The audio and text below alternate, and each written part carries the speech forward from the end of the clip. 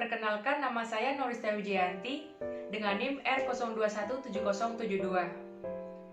Kali ini saya akan menjawab kasus pada soal ujian praktikum komprehensif 2 yang telah penguji berikan.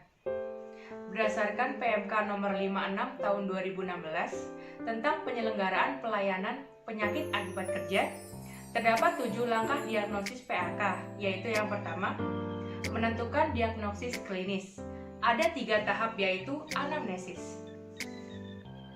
Ini terdapat keluhan mati rasa pada jari-jari tangan kanan yang sudah semakin parah sejak 5 tahun yang lalu. Kemudian, keluarga tidak ada riwayat penyakit seperti ini. Diketahui ibu ini mempunyai penyakit diabetes sudah 3 tahun. Kemudian, pemeriksaan fisik. Ada 4 cara pemeriksaan fisik, yaitu inspeksi dengan cara melihat, palpasi dengan cara meraba, perkusi dengan cara mengetuk, dan auskultasi dengan cara mendengarkan dengan menggunakan alat stetoskop. Pemeriksaan fisik khusus juga dilakukan.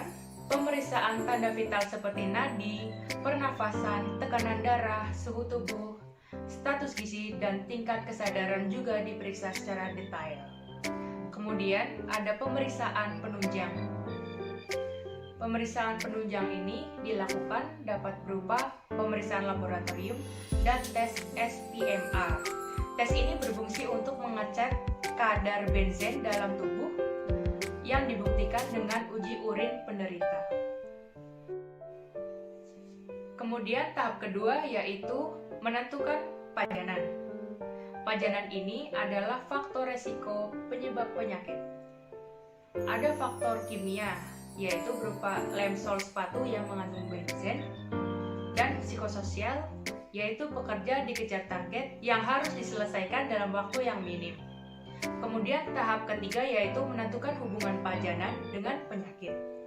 Pada pekerjaan ini, lem sol sepatu mengandung benzen, dan benzen ini merupakan pelarut organik yang bersifat mudah menguap dan toksik. Pajanan yang terjadi secara terus-menerus dapat menyebabkan gangguan kesehatan. Dampak kesehatan yang timbul dapat berupa kerusakan sistem syaraf pusat atau central nervous system, dan pada saat bekerja, ibu ini tidak memakai alat pelindung diri berupa masker dan sarung tangan. Ibu ini juga mengalami kesulitan pada mengancing baju. Kemudian tahap keempat, menentukan besar pajanan, yaitu dengan kuantitatif.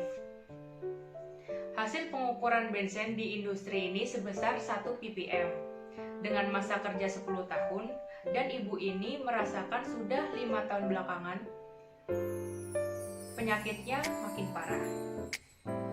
Kemudian kualitatif.